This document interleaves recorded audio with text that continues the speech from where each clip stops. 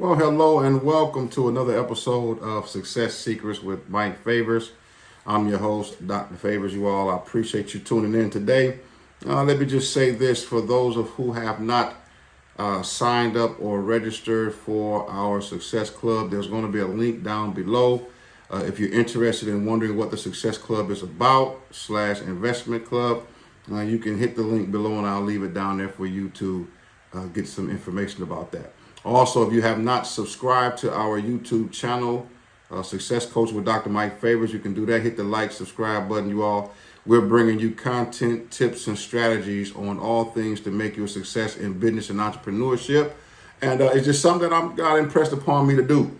So today, you all, we're going to be starting this series. I was talking about some of the principles from Think and Grow Rich. Now, I know you've heard of this book. It's a public domain book, so everyone is using it and teaching it.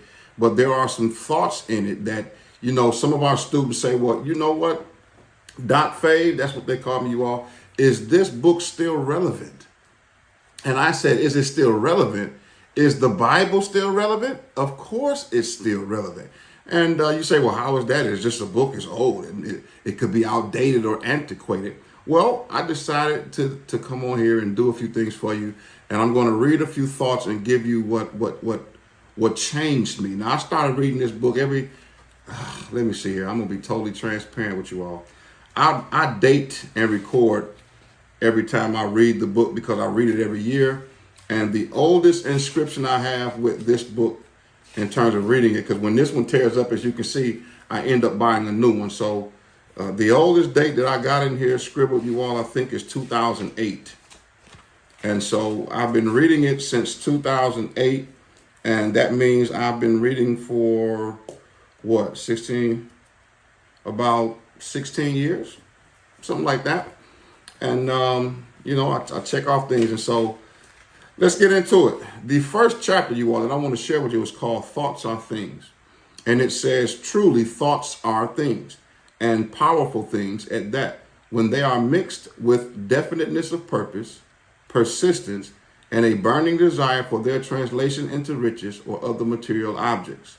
Now, right there, you all, if you want something that'll change your life and put you into a mindset and consciousness that'll put you in a vibration of expansion, then that alone right there is something you want to check into, because in my book, I wrote that's the secret. And the secret to what? Well, when you're talking about learning how to manifest your wants and desires, you all, it starts with the mind. And so before we get into any concepts in the book about some of the 15 principles that make up what the secret is, you have to understand, you all, that it's your way of thinking, your thought process. This is why we have success coaching or mindset coaching, because you would be surprised how many people around you have negative thoughts all the time. Think toxic thoughts all the time. Watch this. And even have to fight through all of the cloudiness of toxicity just to get to something positive. So watch this. If you have so many people and you're being bombarded with news, death, destruction, scare of pandemic, all of this going on, it's almost hard to get a breath of fresh air called a positive thought in there anywhere. So when we deal with mindset concepts, here's something that I want to share. I want to teach you. We look at the mind like it's a garden, okay? And if you don't put any seeds in this garden that will turn and grow into things of positivity, then by nature, by not tending it, weeds will automatically grow, okay? And so you got to pluck the weeds up, till the ground, cultivate the ground so you can plant some positive seeds, some good attitude seeds, right? Some good seeds of self-confidence. And that's what that is. So how you think about things determines how you approach it. So right there, he says, truly, thoughts are things. That's right. What you think about, what you focus on, you can manifest it and bring it to you. And I know for some of you all, this may sound like New Age spiritualism. No. That's not what that is. The Bible says it this way. When you pray, believe that you have received and ye shall have, right? And I paraphrase that. But the whole thing happens to do with the power of belief. If you think about it long enough and you give it that life-giving energy, which is belief and faith, it'll manifest, okay? So thoughts are things, and powerful things at that. Think about it. You think about it. You visualize of how you see yourself. If you see yourself living in poverty, guess what? That's what you're gonna bring to you. That's what you're gonna manifest, poverty. You see yourself living in healthy and wealthy situations, that's what you're gonna do because you're gonna do the work to do it. I used an example today. It's Sunday today. And I said that you could have two individuals, two young kids growing up on the same block in the same neighborhood with access to the same resources. And one child will go on to do great exploits and another child will almost do anything. How is that? Well, in that particular example, it has to do with thoughts. One child could have taken this information and saw it and wanted to learn something, while another one just wanted to have leisure time and play through life and accomplish little to nothing. It all depends on how we think and how we perceive ourselves, what we want to do in life. Okay? And all of that, hey, thoughts. Thoughts truly are things, and powerful things at that, when they are mixed with definiteness of purpose. Now, I could talk for days on end about purpose and about definiteness of purpose. But for the sake of time, I want to try to keep these shows right at 10 to 15 minutes.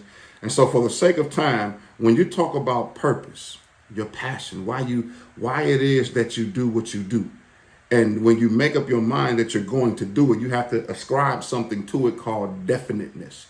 So what does that mean? If I say by the first of the year, I want to lose 10 pounds, then I have to add a definite purpose, a definiteness to that says I'm going to get it done by any means necessary. I hope you all just heard that, because when you start talking about by any means necessary, that means you put in your mind that you're going to achieve this purpose, achieve the outcome, achieve the expected resulted end without any plan Bs. You see, sometimes when you have a goal, and I don't want to get too far off because I'm going to teach on goal setting, goal achieving, but when you set a goal and you say, all I have is a plan A, no plan Bs, that's like coming across the water and burning the ship. There is no way out. There is no reset button. So we're going to have to do it and get it done. That is the only mindset that we take into that endeavor. There is no retreat. We're going to do it. That's how intense your definiteness of purpose has to be. Has to be definite. Has to be. I'm not going to let anything come into my realm or my thoughts to distract me. I'm not going to let anybody suggest anything that takes me off course, because I have a definiteness of purpose, which means I have an expected end within a specific time frame, ladies and gentlemen. That's definiteness of purpose. And then, of course, he says persistence. You have to persist. Doesn't matter when you're talking about if you're tired. There are a lot of things that we have to do, people. If you want to be successful, you have to, we call it, I mean, when I was in seminary, they said we got to burn that midnight oil. That means back then we had to stay up writing papers. We had to stay up reading and studying so that when it's time to deliver, we were ready. You know, I can remember days in seminary staying up to 3, 4 in the morning, writing out my sermons, writing out my research papers, making sure that I read it and edited and redacted it as many possible times so that I could get the right grade on it. That's what burning that oil means. But when I became a businessman, I started doing business, you all, I would burn that proverbial midnight oil, checking over my business plan, checking over the marketing scheme, the techniques, the funnels, everything that goes with advertising, checking over the coursework to make sure that, in fact, what I was going to teach and coach in my mentor programs, that it was effective enough so that people would receive it as me under promising and over delivering. Have to give more value than what people expected to receive for what they paid for. These are the tools that make up persistence. And so when you persist and you learn how to stay laser sharp focused, you're going to get it done. You see? Now, all of this is coming into play. Watch.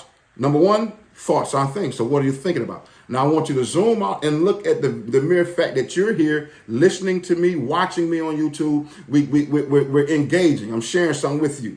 Now you're thinking a certain way. And because you're thinking and I have your attention, you're understanding and realizing that I now got to have a purpose that has a definiteness attached to it. You now want to be persistent in the driving and the going for that purpose. And now we're going to add one more thing to it, which is a burning desire. I gave you the quote already that was in the word, you all. But desire was that thing that was definite. You have to have such a desire and a burning desire. That means you are so on fire. You got a lot of energy. Your emotions are high. Let me tell you, a great man by the name of Jim Rohn once said that when your emotion is high, your burning is high, and the attention is high, that's when you pull the trigger. That's when you make the decision. That's when you go and do and achieve what you want to achieve. But he said, don't wait too long. Because if you wait too long, then the flame dies down. Next thing you know, you put it off for a day, and then you make excuses of why you didn't do it today. And next thing you know, you've lost the burning desire and you don't achieve that which you set out to do. And I want to tell you all today that that's where we are. This burning desire for the translation into whatever it is. Now, the book says burning desire for their translation into riches or other material objects.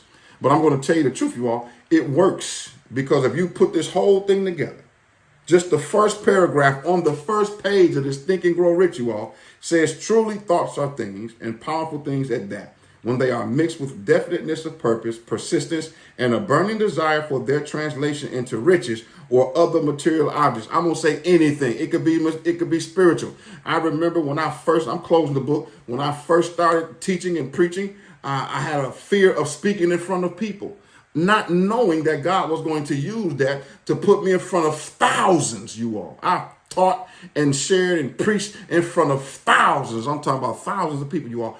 But I didn't know back then in that small chapel in Nashville, Tennessee on the Holy Hill, in front of a small group of maybe 30, 40, that God was going to propel me and push me out here like he's done.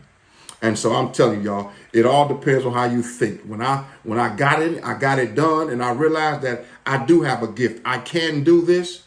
I can do this. This is a part of the gift set that God has given me. I can do it. I came to tell somebody today that you can do it as well. You just got to change your thoughts. Thus change your mentality. And that's why that lesson is so important. So is the Think and Grow Rich relevant today? Hey, you tell me.